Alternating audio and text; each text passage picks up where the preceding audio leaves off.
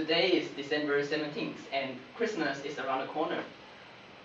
What do you plan to do on Christmas?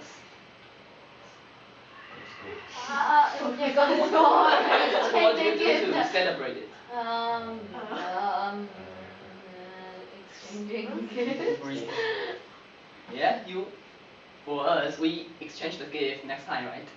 And if you can go to restaurant and have big dinner with your family. And if you for the kids and the people who act like a kid, the childish people, they wait for the fake Santa Claus to give them the gift. But the movie I'm going to introduce today is the one that every American family would tune on this special day. White Christmas. White Christmas is a 1954 American musical film, and White Christmas is also the musical's most popular song. Irving Berlin, one of the greatest American songwriters and producers, first wrote this song in the early 1940s. And Bing Crosby, first world-renowned singer and actor Bing Crosby, first performed it on the radio in 1941. And in 1942, he also performed it on the famous film Holiday Inn. He made this song gain an Oscar for Best Original Song.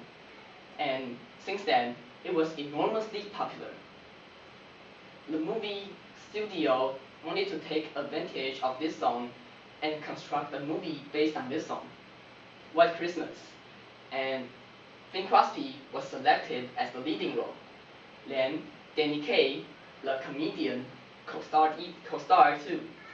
Rosemary Clooney, one of the greatest singers at her time, also joined. Finally, Vera Ellen, one of Hollywood's best dancers, was asked to join and round out the whole cast.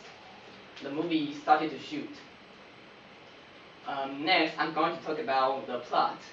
The story happened on Christmas Eve in 1944, during the World War II. Former Broadway star Bob Wallace and aspiring performer Phil Davis was entertaining the whole 151st Division soldiers. Then they received a message that their beloved Major General Thomas G. Waverly was asked to leave the division.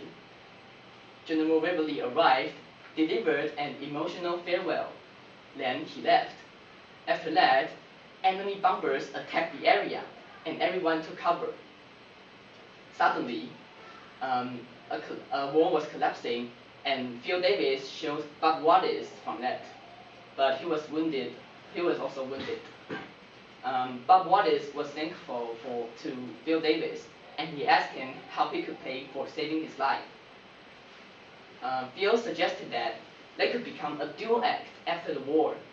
Bob didn't want to become a duo with him because he thought he was bad at singing, but he still agreed. After the war, they too become a famous performer, then become producers also. They too launched a hit musical, Playing Around. They also received a letter from their ex-surgeon, Ben Haynes, to watch his sister's act. In the nightclub, they watched Betty and Judy sing and dance, and Phil noticed that Bob was interested in Betty. After the performance, they format, and Phil and Judy immediately hit it off. However, Bob and Betty was arguing about Bob's cynicism.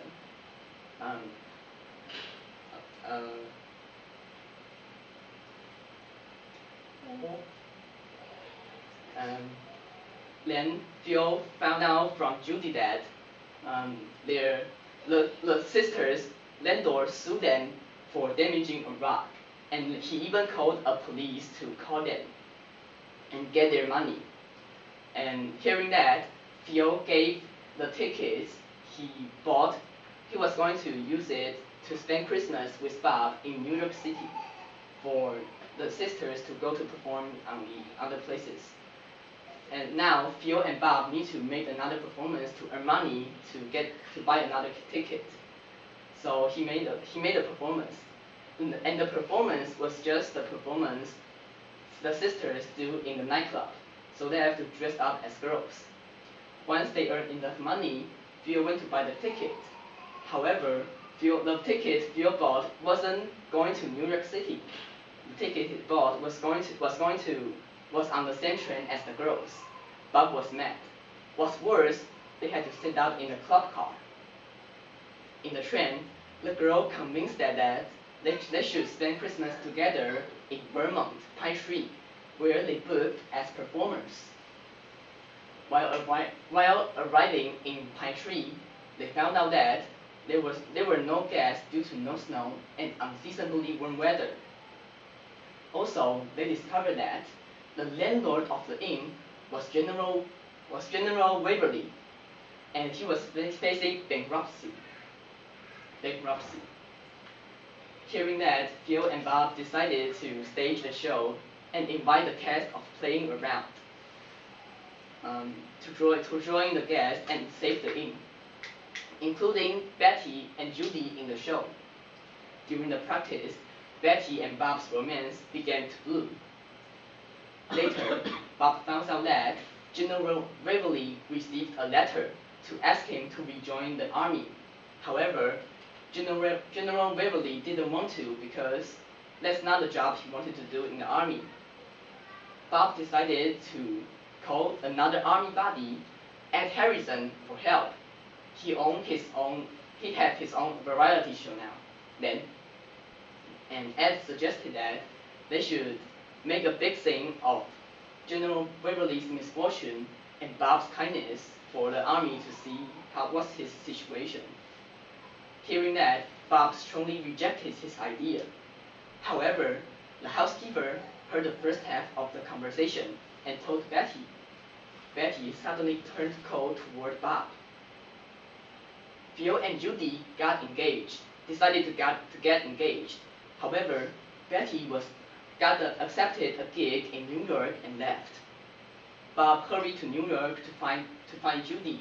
They two fixed up and invited the entire 151st Division soldiers to Pine Tree to surprise General Waverly. Once again on Christmas Eve, the soldiers surprises General Waverly, bringing him to tears. And also, Betty and Bob got engaged, and so did Phil and Judy. And last, as everyone sings White Christmas together, a six-stoneful blanket Vermont. That's the end of my sharing.